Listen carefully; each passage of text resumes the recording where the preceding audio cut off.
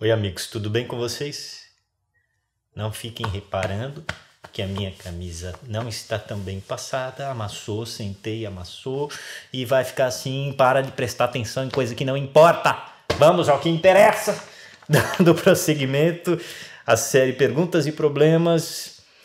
Olha só o que me mandou a Letícia de Osasco, que acaba entrando num assunto importante para o movimento espírita, para o espiritismo, que precisamos pensar. Ela diz assim: tenho frequentado as aulas para iniciantes no... Aí ela cita o nome da instituição, que nós não vamos colocar aqui, da instituição espírita.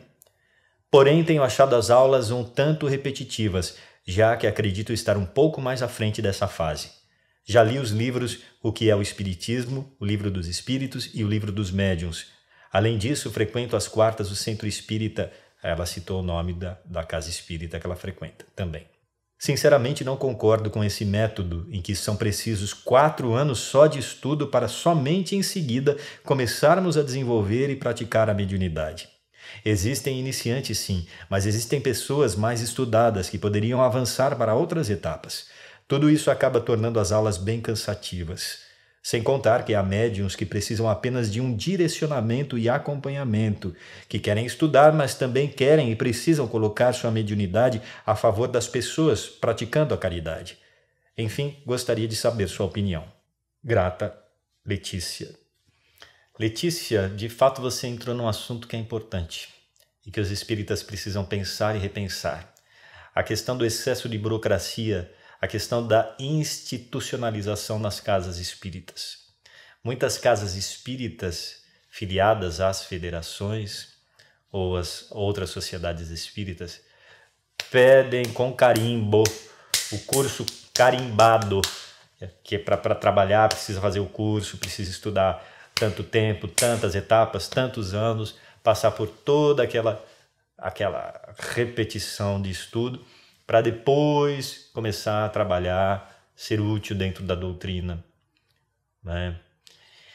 Veja bem, o estudo é importante sempre, e o estudo vai fazer parte da nossa vida para sempre, né? O estudo da doutrina, a doutrina que abrange todas as questões psicológicas, sociais, espirituais, universais, a questão da evolução. É evidente que nós vamos ter muitas vidas e encarnações aí estudando a doutrina. Não vamos parar nunca.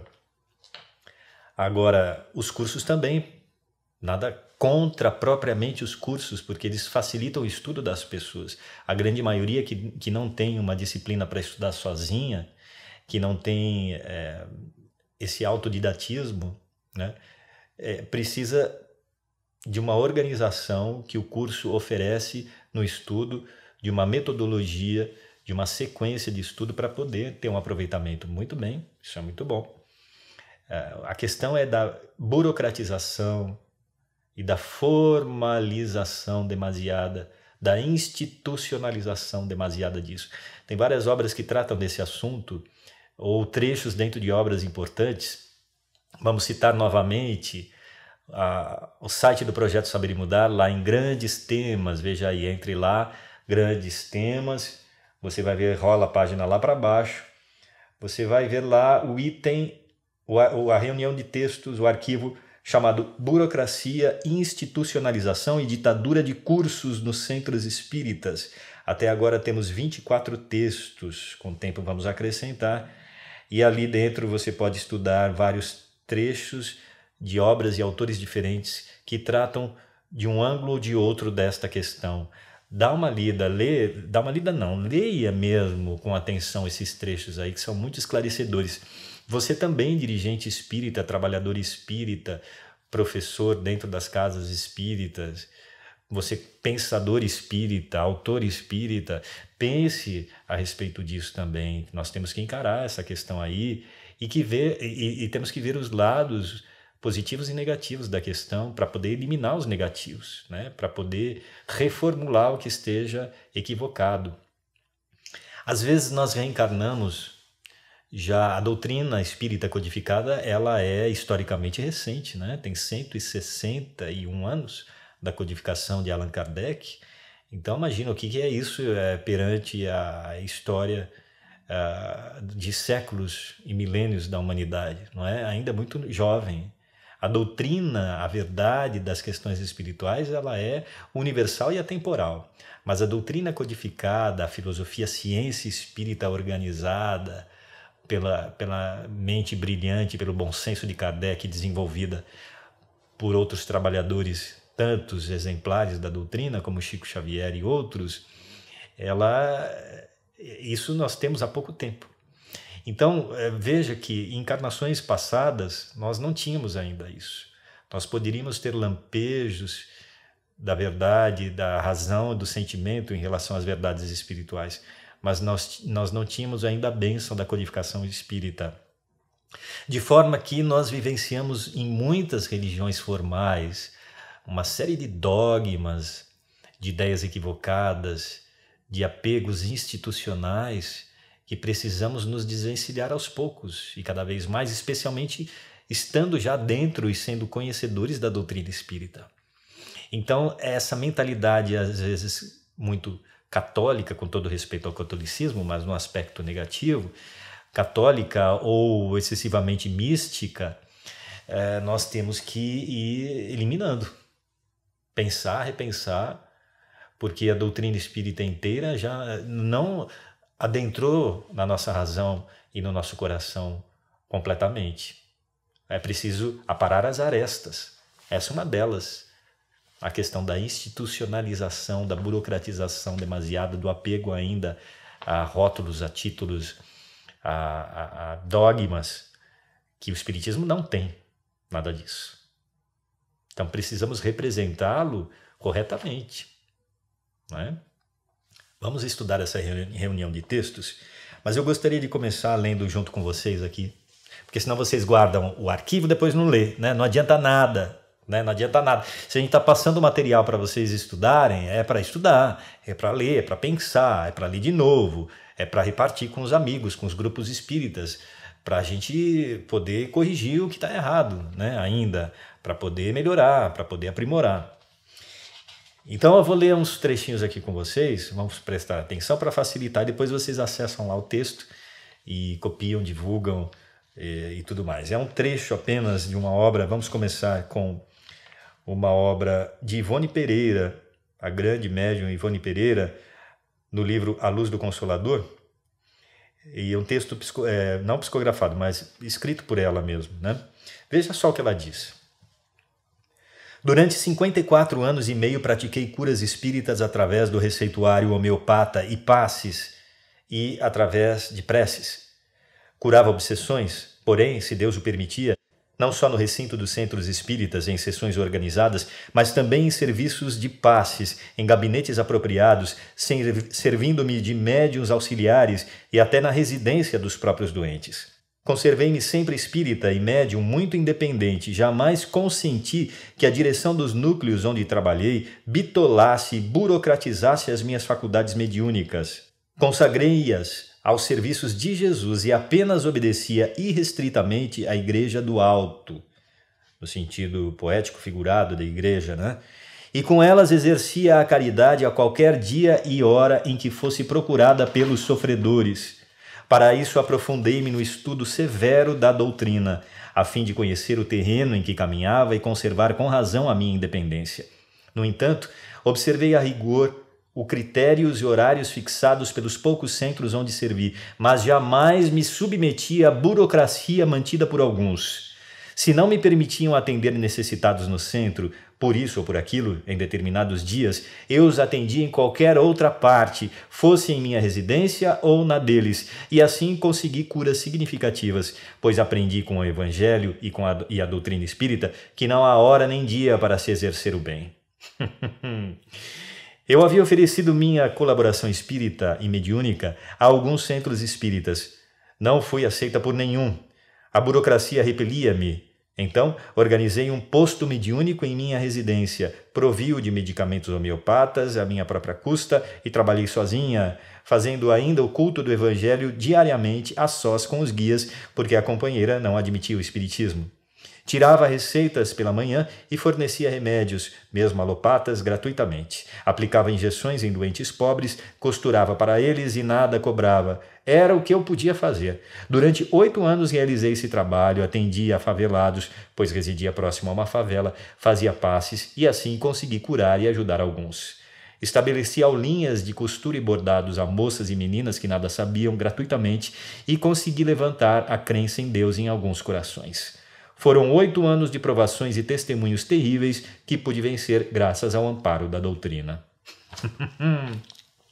Veja a fibra de Ivone Pereira, o seu desprendimento, a sua fibra também no trabalho do bem e o seu total desligamento das burocracias e formalidades das instituições espíritas que são dirigidas por espíritas que são humanos e que são falhos, né? E que nem sempre seguem a doutrina realmente como ela é. Né? Então, veja que é uma lição, né? A gente tem que pensar nisso daí, pensar e refletir.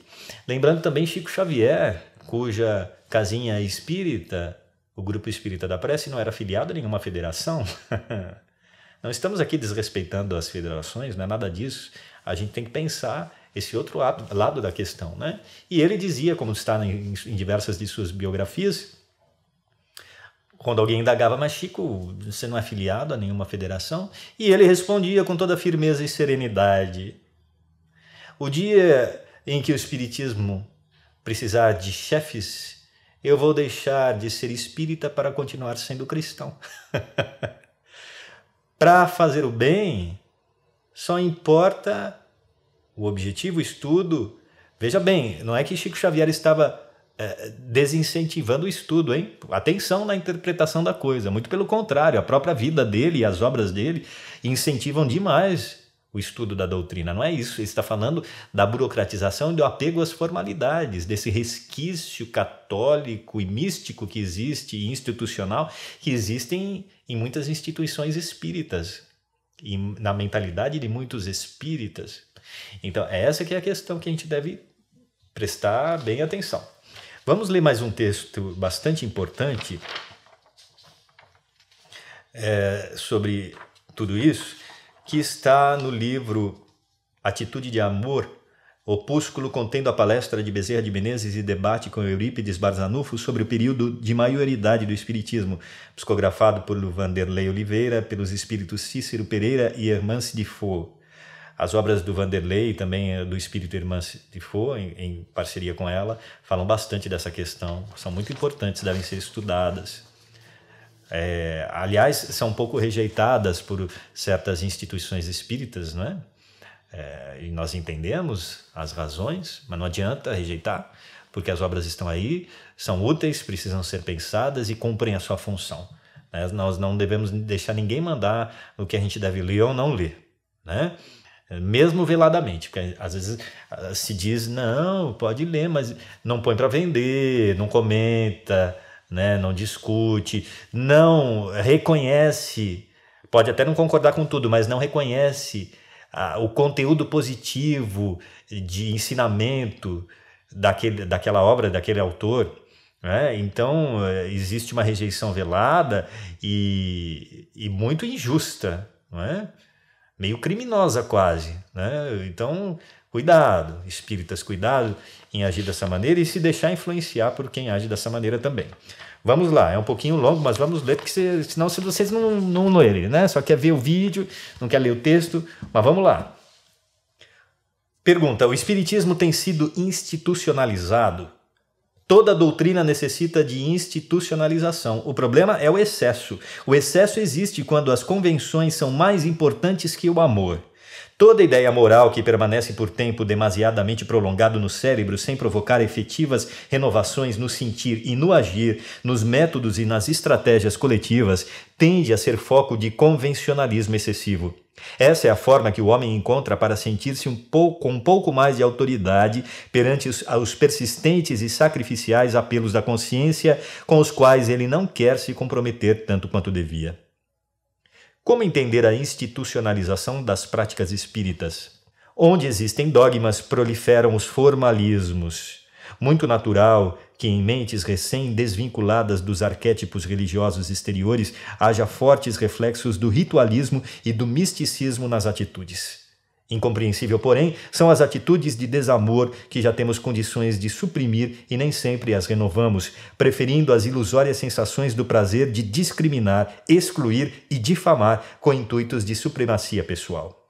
Reflitamos na oportuna questão de Allan Kardec. Com efeito, como poderá um homem bastante presunçoso para acreditar na importância da sua personalidade e na supremacia das suas qualidades, possuir ao mesmo tempo abnegação bastante para fazer ressaltar em outrem o bem que o eclipsaria, em vez do mal que o exalçaria? Por isso mesmo, porque é o pai de muitos vícios, o orgulho é também a negação de muitas virtudes. Ele se encontra na base e como móvel de quase todas as ações humanas.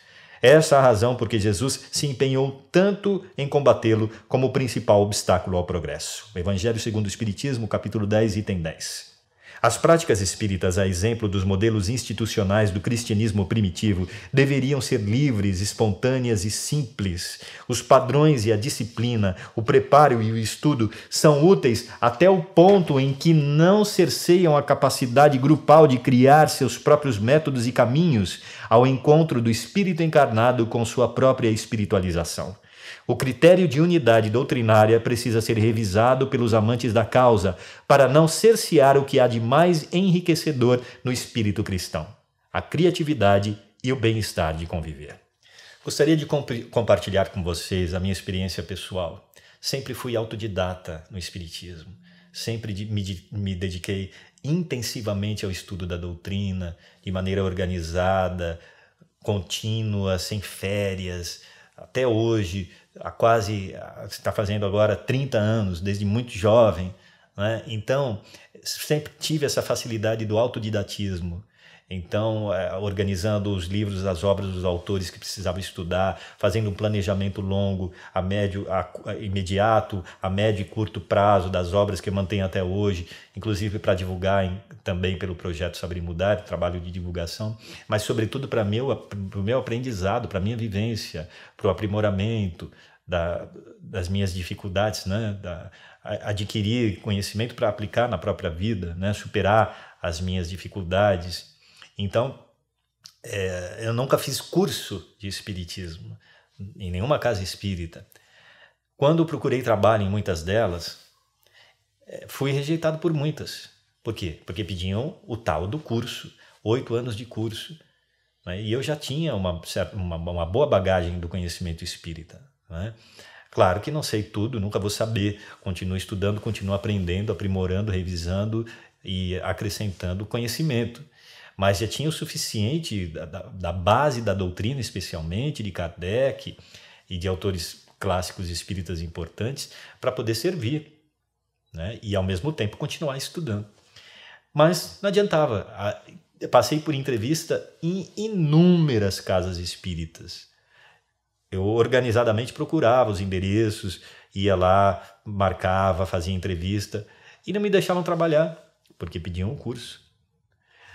Foi por isso, aliás, que eu organizei essa reunião de textos sobre o tema da burocracia e da institucionalização e da ditadura de cursos dentro dos centros espíritas, que eu levava alguns desses textos, agora tem mais, para os dirigentes espíritas, educadamente, discretamente, né? Tudo bem, eles não eram obrigados a me aceitar, mas eu deixava em alguns essa reunião de textos impressa para eles começarem a pensar, não é?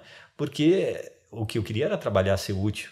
Evidentemente, veja bem, que a casa espírita não pode pôr uma pessoa que está chegando para trabalhar logo de cara. Precisa haver uma harmonização, precisa haver uma sintonia, né? Precisa ter um conhecimento do lugar, das pessoas, do ambiente, ver a afinidade, ver em que lugar vai servir. Mas para isso tudo eu estava aberto, né?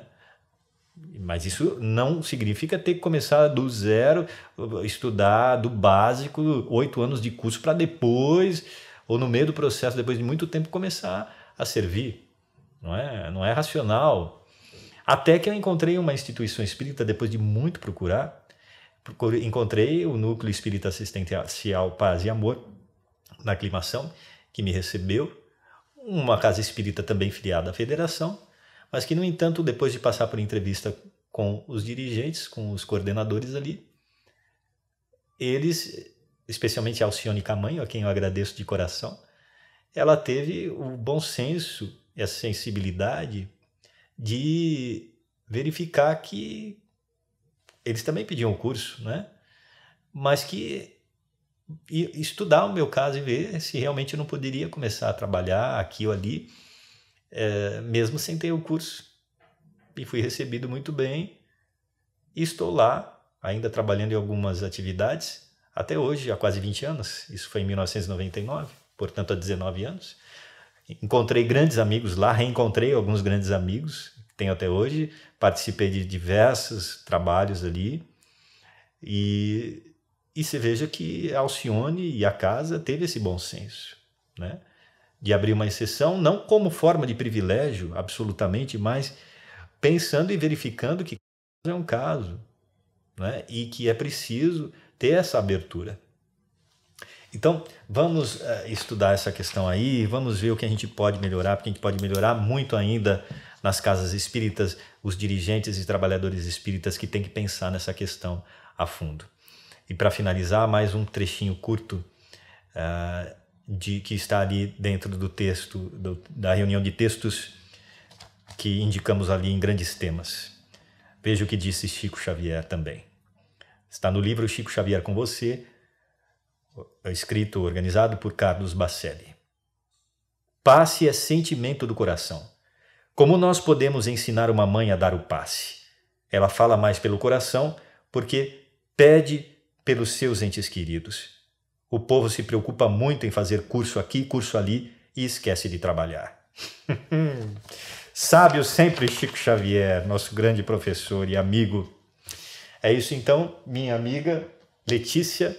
Esperamos ter contribuído no seu caso e agradecemos a sua participação. Semana que vem prosseguimos com outros vídeos do projeto Saber Imunar. Boa semana para vocês, um beijo e até lá.